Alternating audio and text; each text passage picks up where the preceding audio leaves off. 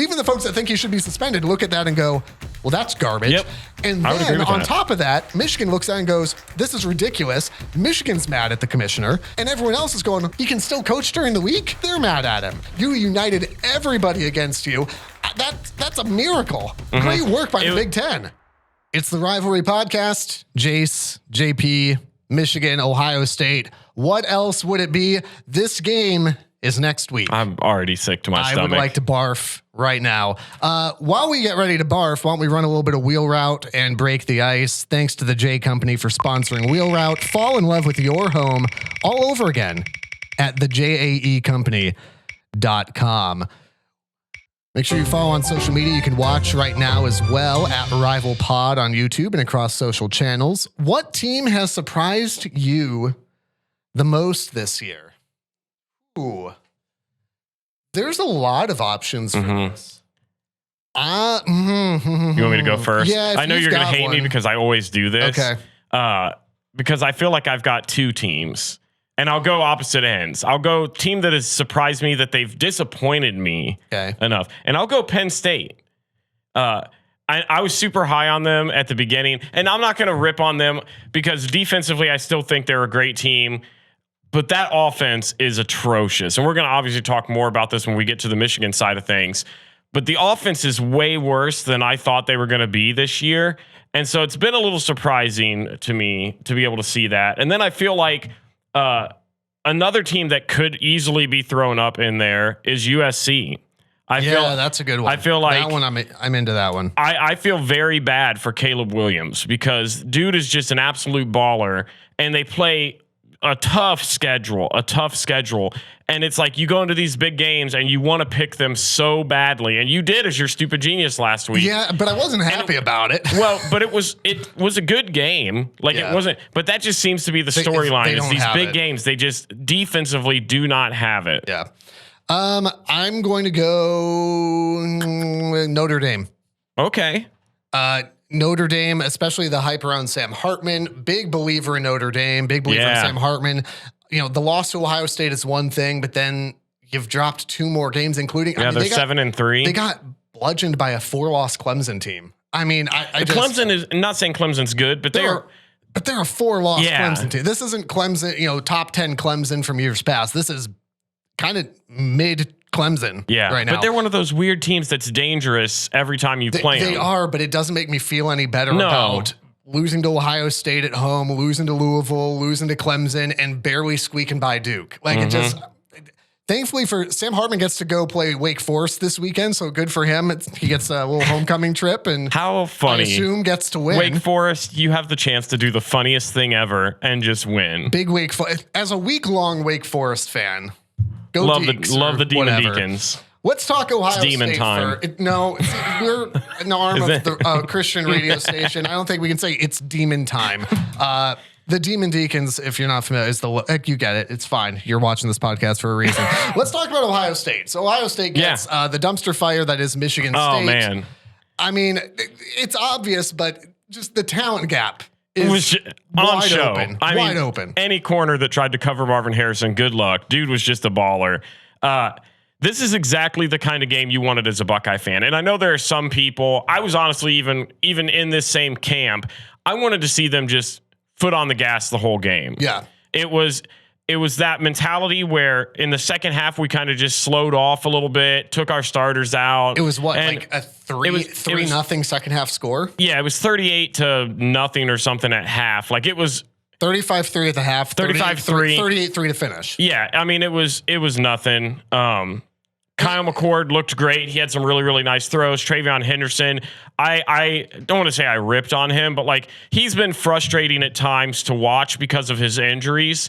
To me, it's just you see him out there on the offense, and it makes him so much more dynamic. His speed, his versatility has just been a huge boost to the offense. And I think honestly, like even more than like stat lines, like he rushed for like 60 something. Like the stat line wasn't even that great. No, but I think you hit it though. The dynamic. Now if I'm a defense, now I have to account for the run game where without him, I really don't. And that's the main point. I mean, Chip Trayanum was serviceable. Mayan Williams was serviceable. Xavier Johnson got a few carries. Xavier Johnson, for 40 or something. Yeah, I mean, you had guys that can get it done, but nobody is coming close in the talent level as Travion Henderson.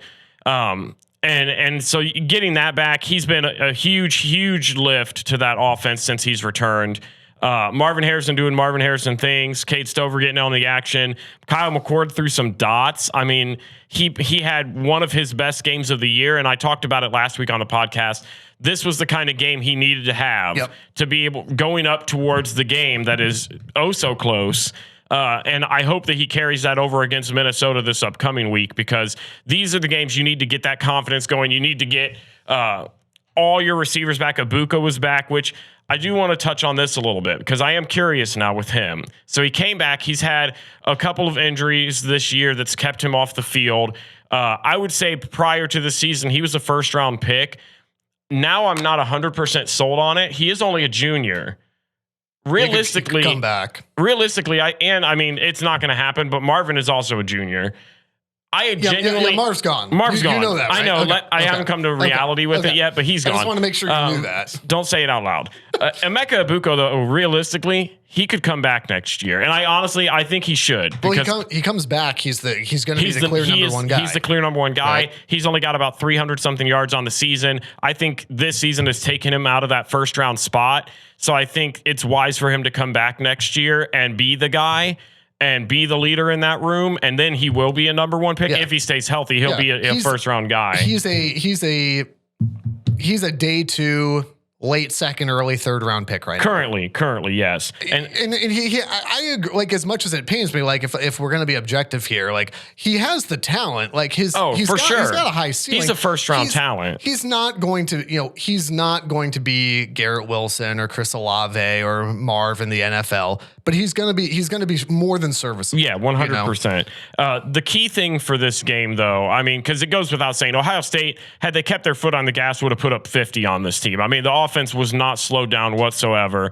The thing that makes me a little nervous, the injury bug has seemed to hit. It may be the worst time. Yep. And I don't know how serious or extensive some of these are, but it's two key guys. I mean, you've had weird issues with Abuka throughout the year. Henderson was missing some games. This past game, you missed your leader on defense in Tommy Eichenberg. You also had been without Denzel Burke a little bit. Lathan Ransom, who last year we kind of ripped on after the Michigan game. He had a couple plays where it was just he slipped or was lost and gave up huge plays. Dude has been a leader on defense this year and has been one of the better players. And then the one that I think hurts almost as much as Eichenberg is Josh Proctor. I mean, the games we've been able to see in person, you can see his energy on the field. The Penn State game, I genuinely think they lose that game if they don't have Josh Proctor. Yeah. Not because no, I mean, Josh Proctor made some huge plays. Same thing with the Maryland game. He was the only guy out there. Not saying they all didn't have energy, but he was getting the crowd hyped up. You could tell that he was ready to go from the time they stepped on the field. And I think he's been a vocal leader on that.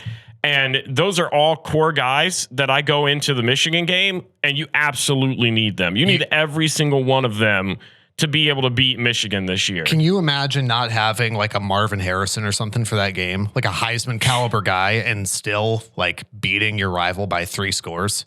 Can you imagine what that would feel like? I did, because we didn't have Smith and Jigba for last year. So I'm referencing Blake Corum for those who aren't paying attention. No, he ain't winning it this year. Did Ryan Day, I know he addressed some of the injuries, and I don't remember on some of the other ones. I don't believe Eichenberg's is the long term. His shouldn't be. Denzel Burke shouldn't be. Now, Lathan Ransom, I believe he said might be a longer term injury. Yes, and that's the one that makes me most nervous. That's very coach speak and very cloudy, but typically, and this is just gut instinct here, typically because coaches tend to be cloudy in their language because they don't want to give anybody, it's the classic Jim Harbaugh, I'm going to keep the depth chart until I have to sort of thing. Yeah. When a coach is already saying, yeah, it might be a little more long-term, that's a bad sign. Yeah. That to me sounds like, yeah, if we make the postseason, meaning playoff, obviously a bowl game, but if we make the postseason, maybe. Yeah. That's what that sounds like to me. And I hope that's a big loss. I hope some of it. I mean, I think realistically with Eichenberg, with Proctor, with Denzel Burke, Abuka obviously was out on the field this past Saturday. Those guys, I think it was more precautionary because realistically, you clearly didn't need them to dominate Michigan State. I would love to see all of those guys for Michigan. I think sit them if you need the rest against Minnesota. You've got to have a good chunk of those. If you're missing one of them, sure, you've got to have a good chunk of those guys ready to go. So if they're nursing something even small. To be clear, you're suggesting that you don't need to be full strength to beat Minnesota? I would say no. Okay, cool. Minnesota comes to town. They do. 4 o'clock, which is maybe the worst time for you to possibly put a game. If you are in a 4 o'clock slot, you know that you're going to have a bad time. Yep, and they will. I have Ohio State 35, Minnesota 10. Wow, we're so close. Are we really? 38-10. Okay, I almost went that. I'll give. I almost went that. Fielding, which what a name for a kicker too. Yeah, like Fielding. Could it be more perfect? Yeah, 38-10. There's nothing. I have nothing good to say about Minnesota. Yeah. Kelly Ekmanis is sporadic. He's all over the place. The reason I give him 10 because you could nitpick and go, well, come on, Jace, come on, JP. Like the Minnesota's offense is bad. Yeah, but you know what? Like Kelly Ekmanis has the likelihood to throw a couple bombs and catch somebody out of position or whatever. They will find a way to get 10 points and make it look better than it is. Ohio State hasn't really given up any big plays though. So I don't know if that'll be there. I could just see a garbage time. Starters are out again. You're trying to stay healthy heading up to the game. Yeah, it wouldn't surprise me if this was like 24-0 at half or something weird like that, 24-3. And then they come out and it's just a slow burn. It's going to be so sleepy. It will be. Have something else to do. This is a good one for like you're prepping the house for family to come over. You know whatever. Put up your Christmas decorations. No, because that's put the tree up. Wait for after Thanksgiving. Put the tree up.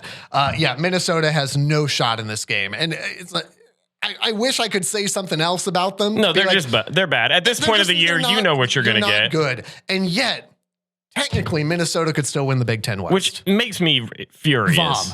Furious that Iowa, I think after Iowa beat Rutgers this past week, they clinched at least a share of the West. Technically yes, because they've got 5 wins. Everybody else has 3 at the most, and there's like 4 teams. Yeah, so they've got a share of it. That doesn't mean they're going to go to the Big Ten championship. It does not. So Iowa would have to lose out, and one of those 3-win teams would have to win out, and then it depends. It's going to be Iowa. Iowa's going to go. We're going to have to watch Iowa in the Big Ten championship. Let me put it this way: if your rival, so for you, Michigan, for me, Ohio State, if your rival is going to the Big Ten championship game, which Big Ten West team would you want them to have to play? And it'd be Iowa for me. I'd want to see McCord try and play the defense. But I just don't think that's it wouldn't matter. It won't matter. It won't matter. They're bad. I'm saying if you lose the game and you have to send your rival to Indy, I don't want you guys to go play Nebraska. Well, nobody wants that, but honestly, nobody's going to want to watch the Big Ten championship game. Period, because it's going to be bad. It is so lopsided. I can't wait till they just abolish these. A year ago, when McNamara transferred, I made the joke that McCarthy and McNamara for the Big Ten championship confirmed. I realize he's injured, but also, it would have been a very good storyline. McNamara and all against McCarthy and company would have been really, really fun, but it doesn't matter. It won't matter. And whoever goes out of the West is going to get absolutely smacked by Ohio State or Michigan. As is tradition. Absolutely. There's something to be said for tradition. That's all I'm going to say. Hey, on social media at Rival Pod, if you're not watching there already on YouTube, you can. Instagram and Twitter, we're trying to cover, and this is where social media, especially Twitter, is very helpful, is with the Michigan saga with Big Ten and NCAA and whatever, all that changes so much. So if you've listened and thought, why aren't they addressing it more? It's because it changes by the moment, it feels like. And if we let Jace go on and on for hours about this podcast would never end. There's not time in the day, okay? Twitter can happen at any time, day or night. It's amazing. So be sure to check us out there. Also consider becoming a Patreon subscriber. Yeah, huge. We've got stickers, we've got t-shirts, we've got exclusive content. We write blogs each week. Some of them are free, some of them are exclusive for Patreon subscribers Jace only. Just copies and pastes what he writes in his daily journal. It's great. I do. Excuse me. It's called a vision board. Okay. Thank you so much. It's a diary. It's got feathers. Dear diary, JP was mean to me again. It's glittery. It's Sign. glittery and has feathers on it. So I told you that in the Tree of Trust. What are you talking about? So consider becoming a Patreon subscriber as well. That helps us get better content, helps us say yes to opportunities like Big Ten Championship, College Football Playoff, and it just continues to help grow this podcast, and we appreciate that. We're also very grateful for our friends at Elevated Integrity Construction. They've been sponsoring the podcast for a while now. Aaron Carroll and his team do a phenomenal job. As you start looking towards building projects, whether it's your church, your home, your business, they'll walk you through the process. There's no guesswork. The design element as well. They do it all. Find them at elevatedintegrity.com, elevatedintegrity.com. Now, you mentioned Rutgers. Yeah. Let's go ahead and do Rutgers to the Rose Bowl, which again is a playoff game.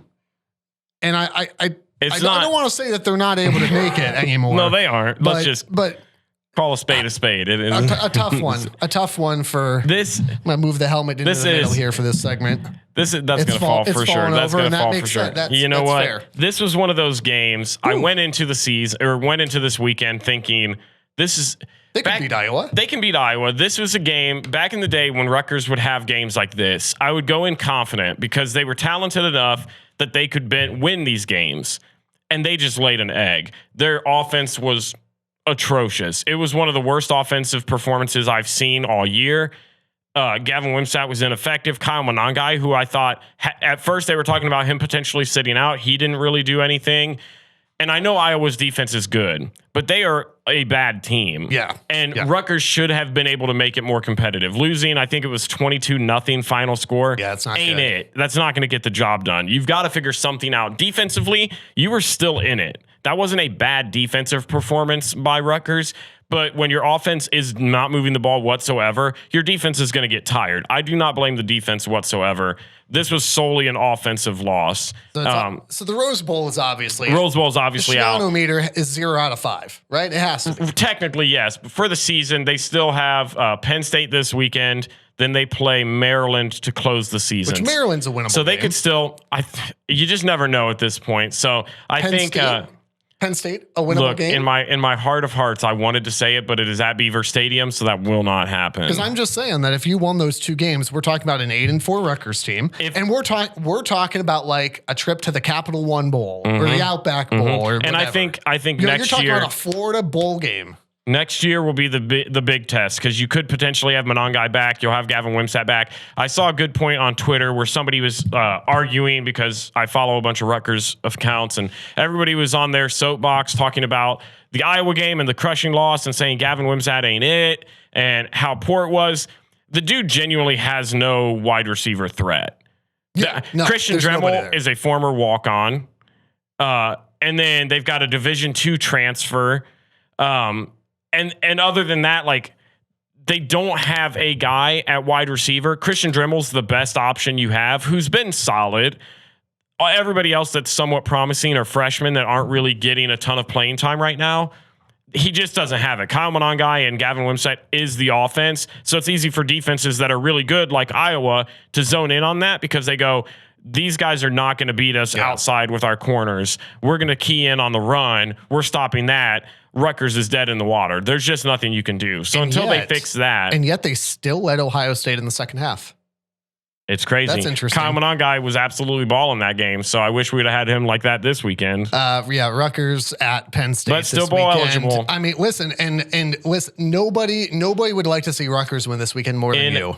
In my heart of hearts, I wanted to take them as my stupid genius pick so bad. And honestly, had they made it more competitive against Iowa, I absolutely would have. But when you score zero, I guess we're at stupid genius now. We'll get to Michigan here in a second, but now that we've hit stupid genius, the J Company encouraging you to fall in love with your home all over again at the JAEcompany.com as we head into the holiday season. Give me your stupid genius pick. If it's not Rutgers. By the way, the score on this, because I feel like we need to remember this. You get 5 points for getting the upset pick correct, plus whatever the spread is. Must be at least 4.5 to be considered an underdog. The score is 67-0. Look, last year I was killing it on this. I feel like I got so many right. I've gotten 0 right this time. We weren't keeping track. I know last you year. Jinxed it. You made it a game, and now I lost. So who's your stupid genius this week? Because you are running out of opportunities. I'm not going to win. There's literally no reason that. You just need to find a 67-point underdog. And easy. Okay. And then they have to win. Yeah. It's fine. So I'm going to I just want to get on the scoreboard at this point. And so I know that you hate when I do this. I'm going North Carolina over Clemson. North Carolina's ranked currently, but they're like 7.5-point underdogs to Clemson. I'm sorry. North Carolina is a ranked team that is a 7.5-point dog against Clemson. It is at Clemson, but to me that feels like a safe. This feels like cheating. I need to get on the board. I got to kick that last second field goal. I really hope it's not gonna. My goal is just to keep you off the board at this point. Every single week, I get so stinking close, and my stupid genius this week. I had Miami this week. Last week, I had Georgia, who barely escaped. I am barely missing on these. They're not bad picks. I'm just barely missing. You just had the flu, or it snowed a little bit. Or you had the sniffles. 2020, and I just dodged it entirely. I didn't make a pick because why? Stupid genius. There were none that I liked this week. There were none that I liked. Because we have to do this segment, Iowa State. Ooh. +8 against Texas. Why? Will not because happen. we have to pick somebody. Will not happen. And it's if not that gonna hits, it's not going to be North Alabama against Florida State. I'm not picking that one. So imagine scheduling that as your second to last game. The SEC, and I realize that Florida State's ACC, but I mean, if Alabama's playing like Chattanooga, which I guess is in Tennessee, I think, it drives me nuts. It drives me nuts that the SEC is allowed to do this. And then they want to talk about other teams' strength of schedule. Yeah. I go, get out of here. But give me Iowa State +8. Why? I don't know. It's in Ames. Maybe there's some weird like Kinnick Stadium at night juju that kind of floats over across the cornfields. I don't know. Not going to matter. Let's talk about Michigan. Okay. I'm going to quote Coach Neuheisel on this one, who said after the game, "For those who thought that Michigan's wins might be tainted, put that in your pipe and smoke it."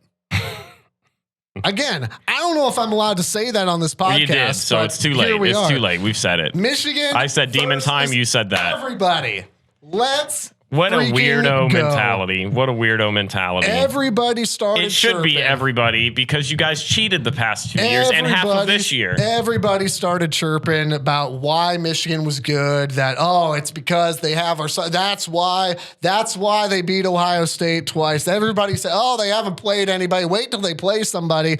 And then the Big Ten decided, and I think that this stands whether you think Michigan should be punished or not, decided to look at the NCAA and go, well, the NCAA says they found no connection to Harbaugh, decided to go ahead and go, you know what? Screw it. He's suspended. Waited till the team was on an airplane and then suspended him because that's not competitive advantage for Penn State. And Sherrone Moore comes out and now has as many top 10 wins as James Franklin. I half agree with what you just said. I do think Michigan versus everybody. I do think it was weak for what the Big Ten did. Going and waiting till the last minute to make that decision. Garbage. I'll give you that. Harbaugh absolutely should be punished. For what? He is the leader. He is the leader of that organization. What rule was broken? That's just the nature of the game. Tell me what rule was broken. They have evidence of stuff. The NCAA has not presented evidence yet. They don't. Now, did Connor Stallions do what Connor Stallions did? 100%. And he admitted to it. The NCAA has not said that is technically broken rule. They're still doing the investigation. Then why are we punishing a coach? The NCAA wasn't.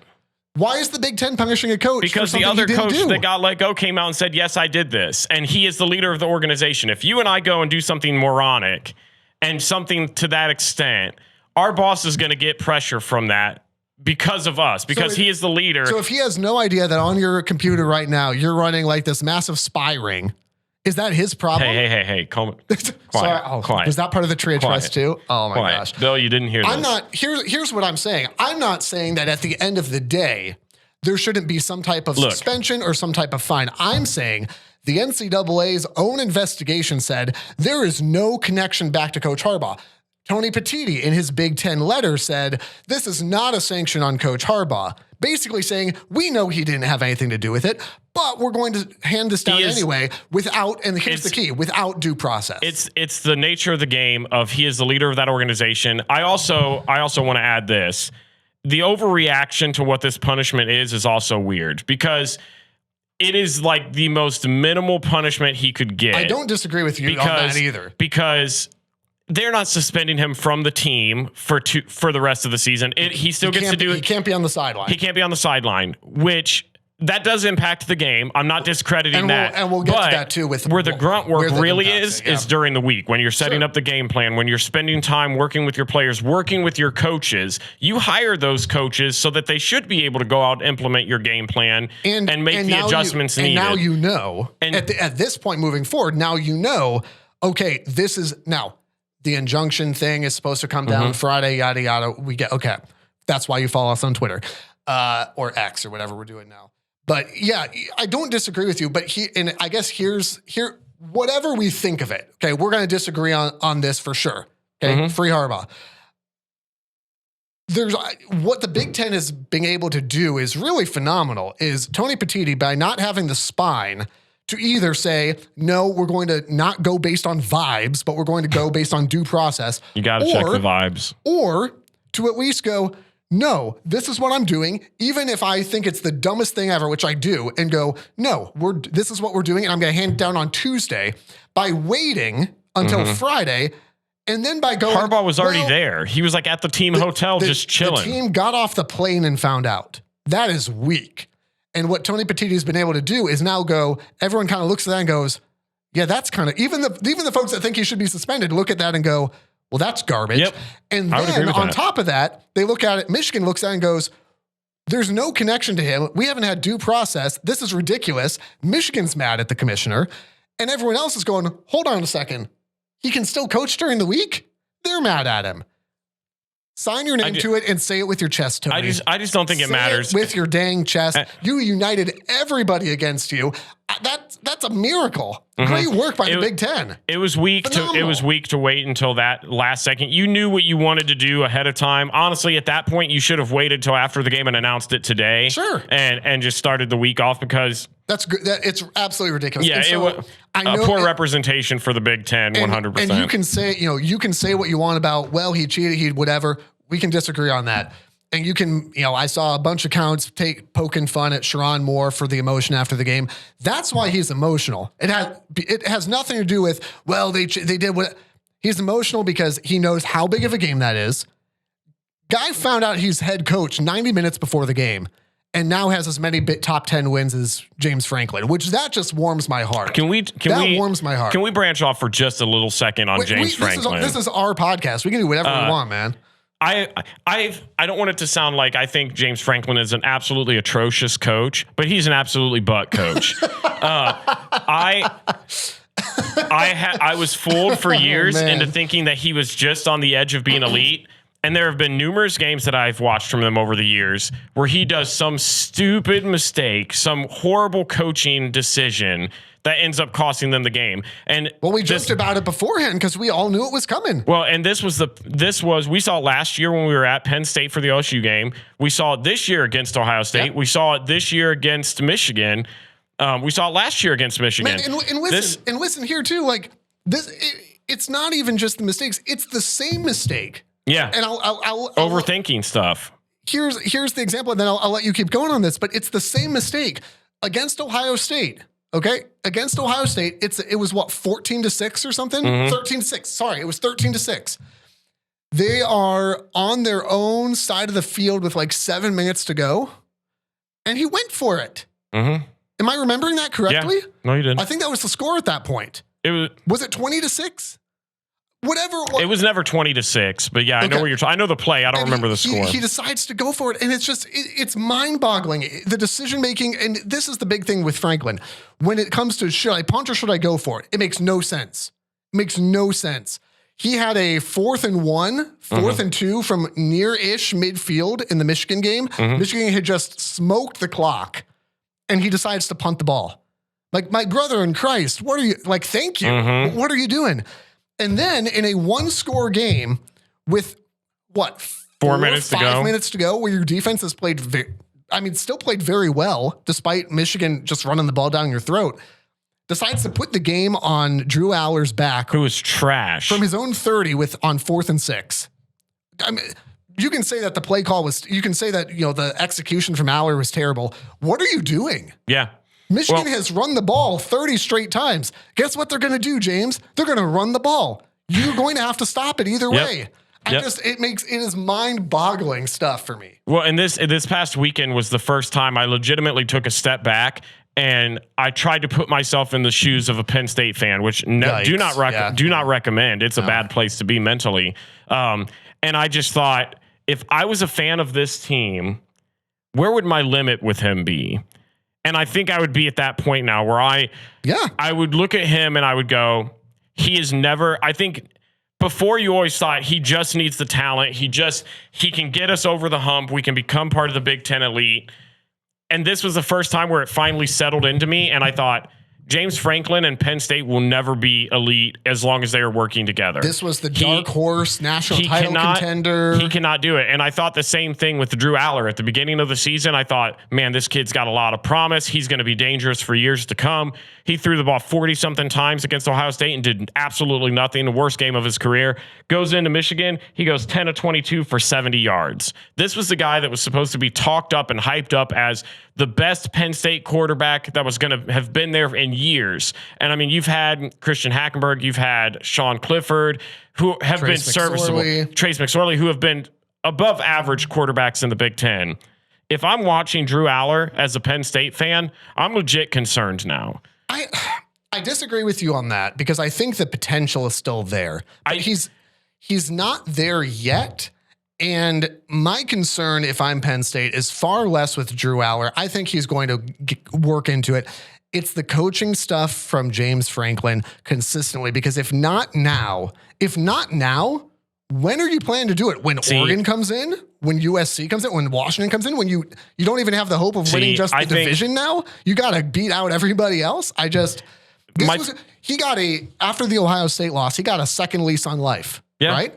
Penn State beats Michigan this game. They are still in the thick of it. 100%. They are absolutely still in the thick of it, because then you end up with hoping Michigan beats Ohio State. You have a 3-way tie.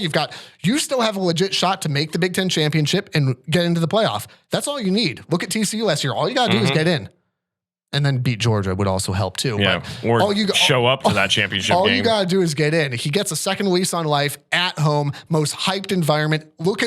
Everything was in your corner. Look at all the extracurriculars around Michigan. A guy finds out he's going to coach 90 minutes before kickoff. Everything is in your court. And that's what you put up, 24-15. Yep. Essentially 24-9. And here's the one other thing I'll say about Franklin. Don't go for 2 in the first half. What?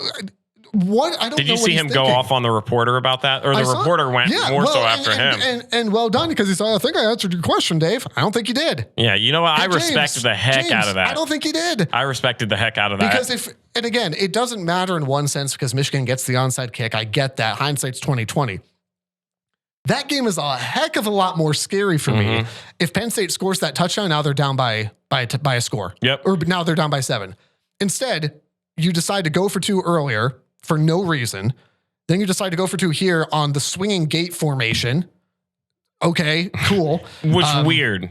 It's just bad stuff. Just bad stuff all around. You had a chance and you got beat by 2 scores in your own building. That's sad. I want to clarify my Drew Aller comments a little bit more, because I think what makes me worried if I'm a Penn State fan going forward is the yips are a real thing.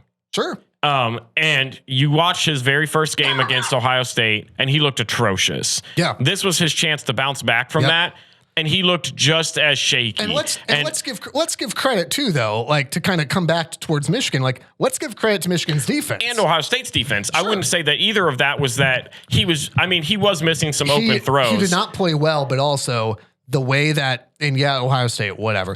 But the way Michigan's defense played was phenomenal. Of course, you give 0. No, to me, I mean, Ohio State played well too, but this isn't about you. We already did you. Look, all I'm saying with Drew Aller is Does he have the skill set to be elite? Absolutely. I think he's shown it against lesser opponents, but the mentality thing is such a huge part of not only that position, but football in general. I am not convinced he has that. Yeah. To me, you've got to have, I would say Kyle McCord has it, whether you agree with him that he has it skill-wise or not. I don't. I would think J.J. McCarthy has it. I think Caleb Williams has it. I don't see that with Drew Aller. It would be more understandable if he was going out and still losing. I'm not holding the game result against him, although you can a little bit. That's fair. Yeah. But it's a big part of it. You've got to go out there and have a decent performance for me to believe in it. Like Caleb Williams goes out there and balls and his team loses because his defense is bad. I don't put some of those losses on him. He went out there and did the best he could. Penn State's defense is going to keep him in every single game. We're not seeing Drew Aller go out there, and if he went out against Michigan and threw for 230, had a touchdown and a pick, was like 17 of 24, I would go, okay, he's not there yet, but he showed glimpses. Yeah. 70 yards against Michigan's never going to cut it. Suffocated. And also, let's not forget that Rayshon Benny punches the ball out at a key moment. McCarthy picks 100%. That's a huge moment in the game. And they had an interception, right? If I remember right. No. Did that get called back? Yeah, well, yes, it did, and it was incomplete. But I mean, was that close to throwing a pick? 100%. And the same thing against Ohio State. You watch him throw 170 yards. To me, I'm concerned about that because you're supposed to be the leader of the offense. You're supposed to have that Mamba mentality at that position. And the two biggest games of his career, he's not only looked bad, he has looked, I would say, bottom tier quarterback of the Big Ten in both of those. Michigan really shuts down Penn State on offense, and Penn State, as good as their defense is, Michigan did not throw a pass after like the 7-minute mark of the second quarter.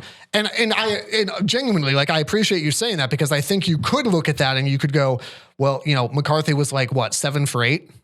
Mm-hmm. Like the stat line wasn't great. Also, you called, I want to say at the end of the day, including the kneel down, it was 32 runs in a row. For Michigan, I don't see that at all as, well, something's wrong here. I see that as Michigan going, we're going to keep doing this until you stop us. Penn State was having a very good pass rush. Carson Barnhart was getting beat on the right side. And Michigan said, and credit to Sherrone Moore, who said, okay, I'm going to go with the guys that I know best. I'm going to go with the guys I trust. Michigan ran for 227 yards on the number 1 defense in the country. You can complain about, well, we need to be more dynamic than that to beat Ohio State. We need to do blah, blah, blah. J.J. McCarthy's proven himself. That stuff changes game by game. It does. J.J. McCarthy's proven himself. I'm not worried about this. That it was reminiscent, and I think someone else mentioned this too. It was very reminiscent of the 2021 Ohio State second half, where I think Michigan threw the ball 3 times, and it was Hassan Haskins until you finally cry uncle.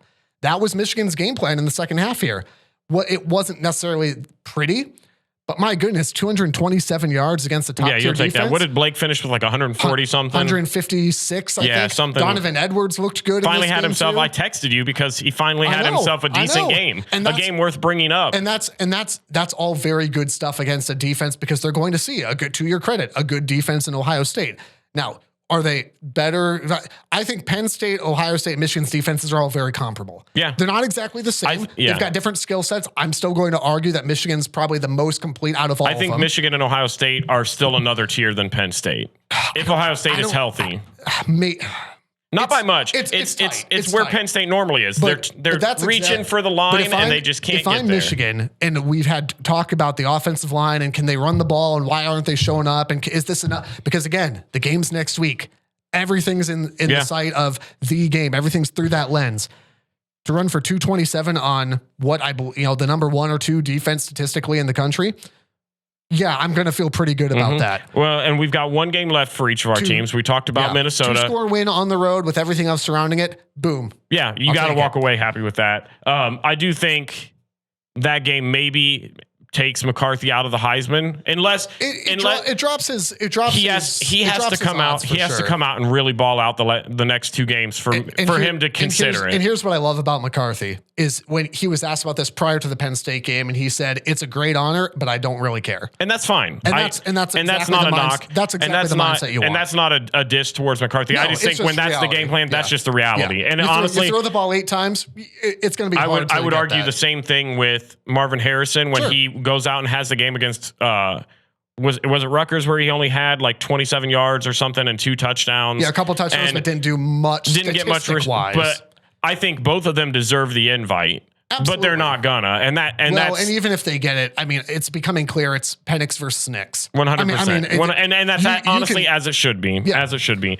Michigan does play football this week. Yes, and this was Maryland. A game. This was a game that it's not hard to read, but it is still a little bit interesting. Against Maryland, not because Maryland's good, and I think Michigan's in any real danger at all. But you just don't know what you're going to get. If he comes out and plays very well, oh crap, you might be in for a little bit of a sweaty afternoon. Yeah. But they barely beat Nebraska this past week. It was 13-10. They had to get a game-winning field goal at the end. Nebraska is cheeks. They're terrible. Michigan beat Nebraska big on the road. Michigan just beat Penn State by 2 scores on the road. Yeah, and Maryland just got trounced by Penn State's offense. I'm always going to be concerned because there's always that fear that you run into a trap game before the game. Yeah. Ohio State last year is a perfect example. On the road at Maryland, right before getting Michigan coming to town, Maryland was not a very good football team, and Maryland almost did it. Mm-hmm. They almost did it. Now, Ohio State let them back in that game, but Maryland almost did it. So if you're Michigan, you're coming in focused, and that's maybe the one good thing about some of the, quote, distractions around the team is the players aren't overlooking anybody. The players are locked in. They know they've got something to prove. That's why this game was such a big win. Why Sherrone Moore was so pumped about it is because if you lose that game, the conversation is, well, now we know why they were good. Now we know that they haven't even I would have been annoyed. Like that, but that would have been the conversation. Yeah. And it still will be a little bit. If they lose to Ohio State, if they lose to anybody here on out, it will be. But beating Penn State, again, it's kind of the stick it in your pipe and smoke it sort of thing. I've got Michigan 34-10 over Maryland. I think Maryland scores. Maryland may score even more than that, but I really believe in Michigan's defense. 34-10 feels like a fair, hey, Maryland hangs around for a bit, but Michigan is just too big, too fast, too strong. I've got Michigan 38, Maryland 17. I feel like Talia is good enough to get a couple of touchdowns, especially one late. But yeah, it'll be over by halftime again. I like your pick better. Can I change mine? You sure can. Okay, 34. You want to steal my stuff on social media at RivalPod. Be sure to subscribe. Be sure to consider becoming a Patreon subscriber as well. The game next week. Go Blue. Go Bucks. We'll see you then. The Rivalry is a production of River Radio Ministries. Want live updates from the show? Follow us on Twitter, Instagram, and YouTube at RivalPod. Visit our Patreon and consider becoming a patron for exclusive bonus content, merch, and more. And be sure to follow us wherever you're listening now for new episodes every Tuesday. And if you like what you're hearing, tell a friend so they can listen too.